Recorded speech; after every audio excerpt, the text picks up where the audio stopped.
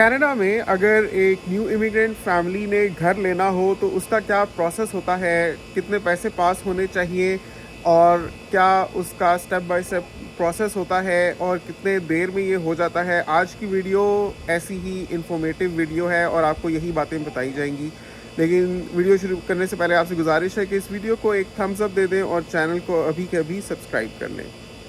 तो जनाब, मैं आपको वो बताऊंगा जो मैंने खुद इन्फॉर्मेशन कलेक्ट की है बैंक एडवाइज़र, मॉर्गेज एडवाइज़र से बात करके। और आपको पूरी वीडियो देखेंगे तो अच्छी तरह से समझ आ जाएगी कि आपको कम से कम कितने पैसे हों तो ही आप घर ले सकते हैं। सबसे पहली तो बात यह है कि आपको अपना क्रेडिट स्कोर यहाँ पर डेवलप करना पड़ेगा कनाडा में, बिकॉज़ अगर आप कन्वेंशनल मॉर्गेज के थ्रू जाते हैं जो बैंक से ली जाती है तो बैंक आपको कभी भी कर्जा नहीं देता जब तक आपका कोई क्रेडिट स्कोर ना हो। क्रेडिट स्कोर बनता है क्रेडिट कार्ड्स यूज़ करने से। तो मैं एडवाइस करूँगा, जैसे आप अगर फ़र्ज़ करें एक पेयर है, हस्बैंड एंड वाइफ हैं, तो दोनों कम से कम दो क्रेडिट कार्ड्स ज़रूर बनवा लें आते साथ ही। और बहुत इजीली बन जाते हैं यहाँ पर क्रेडिट कार्ड्स। आप जैसे ही अपना बैंक अकाउंट खुलवाएंगे तो वो आपको उसी वक्त ऑफ़र कर देंगे कि हम आपको इतनी लिमिट का क्रेडिट कार्ड बना देते हैं। मिसाल के तौर पे आप $1000 की लिमिट का बना लेते हैं या 2000। हमारे केस में हमने आरबीसी में अकाउंट खोला था और मेरा क्रेडिट कार्ड जो बना था वीज़ा का, उसकी लिमिट थी $2000 और जो हिना का था उसकी लिमिट थी $1000। तो वो विदाउट एनी क्रेडिट हिस्ट्री आपकी पहले से नहीं भी है तब भी एज अ फर्स्ट टाइम आप जब अकाउंट खुलवाते हैं तो आपका वो बन जाता है और आपको क्रेडिट कार्ड्स इशू हो जाते हैं। उसके बाद आपको कौन से क्रेडिट कार्ड्स मिलते रहते हैं? आपको मिल सकता है वॉलमार्ट का क्रेडिट कार्ड। वॉलमार्ट जब आप विज़िट करते हैं सुपर सेंटर, तो सेल्फ चेकआउट में जब आप अपनी ग्रोसरी कर रहे होते हैं चेकआउट, वहीं पर ऑप्शन होता है कि आप चाहें तो हम आपको क्रेडिट कार्ड इशू करते हैं, बल्कि साथ में आपको हम कुछ क्रेडिट भी देते हैं। मतलब कोई $45 तक आपको फ्री में मिल जाते हैं और मज़ीद भी आपको कैशबैक्स मिलते रहते हैं। और हमें जो क्रेडिट कार्ड मिला वॉलमार्ट का, उसकी लिमिट थी $5000। तो एक बहुत अच्छा क्रेडिट कार्ड है, वो यूज़ करने के लिए आपको कैशबैक्स भी मिलते हैं और आपकी क्रेडिट लिमिट भी काफ़ी ज़्यादा है उसमें। तो वो वाले हमने ले लिए। फिर हमने CIBC का, मतलब कि जो कॉस्टको के साथ एसोसिएटेड होता है, क्रेडिट कार्ड, वो भी हमने बनवा लिया। तो हमारे पास कोई 4-5 क्रेडिट कार्ड्स हैं जो हम शुरू से यूज़ करते हैं। जस्ट बी मेक श्योर कि अगर आप क्रेडिट कार्ड्स यूज़ करें तो बर वक्त उनको पे ऑफ करते रहें और बिल्कुल भी सूद ना चढ़ने दें अपने ऊपर, क्योंकि अब ये तो इस मुल्क का निज़ाम ही ऐसा है कि सूद हर चीज़ में है।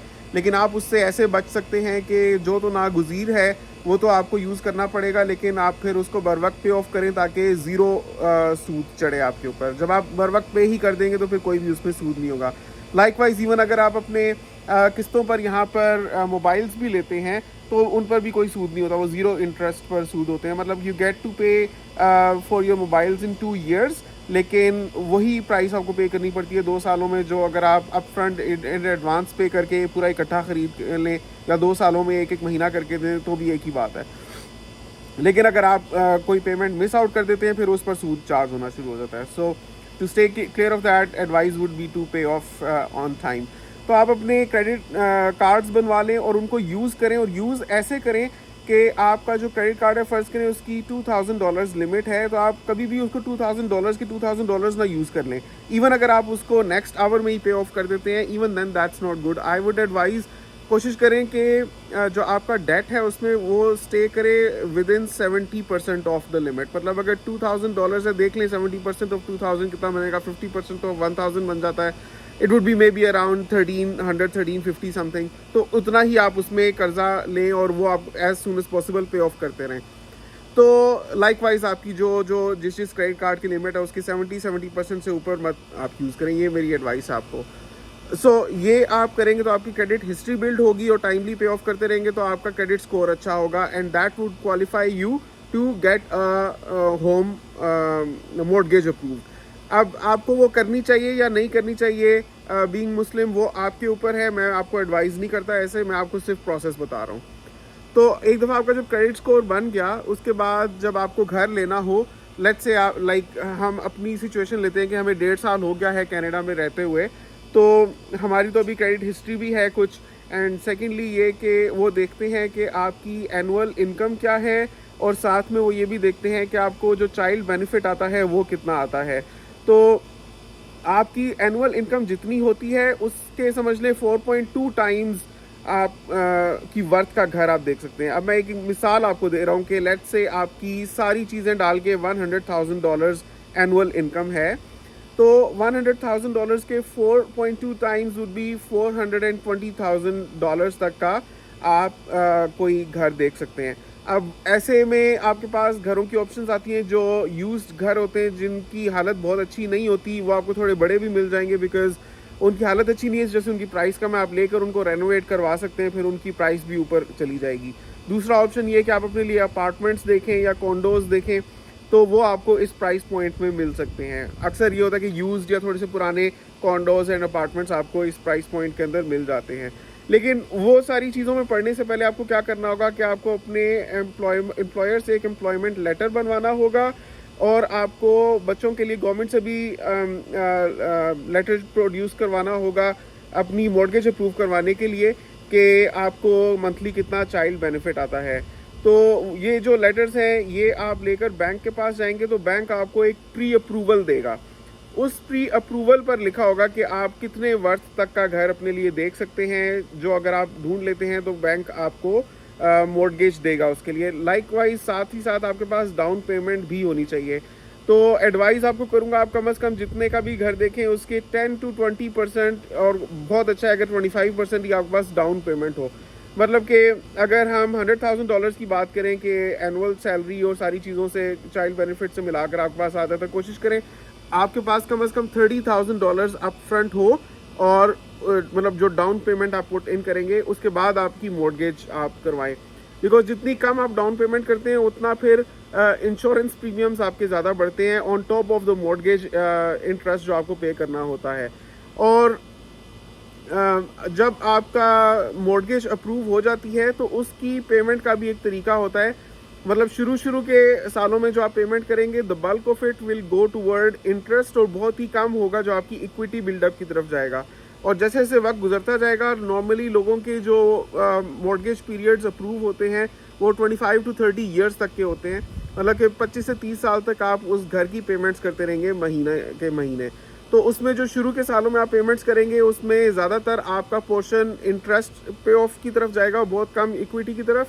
और जैसे जैसे ईयर्स प्रोग्रेस करते जाएंगे तो near the end of the period आपकी मोस्ट ऑफ इट जो मंथली आप पेमेंट करेंगे इक्विटी बिल्डअप की तरफ जाएगा और बहुत ही कम इंटरेस्ट की तरफ जाएगा।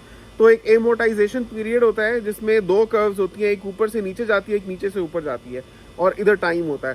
तो ऊपर से नीचे जाने वाली वो होती है सूद वाली, मतलब कि शुरू में ज़्यादा से ज़्यादा सूद चार्ज हो रहा होता है, फिर करते करते वो कम होता जाता है जैसे जैसे आपका घर पे ऑफ होता जाता है और आप उसकी इक्विटी बिल्डअप करते जाते हैं। और इक्विटी की कर्व आपकी ऐसे जाती है, मतलब वक्त गुजरने के साथ आपकी इक्विटी बिल्डअप होती है।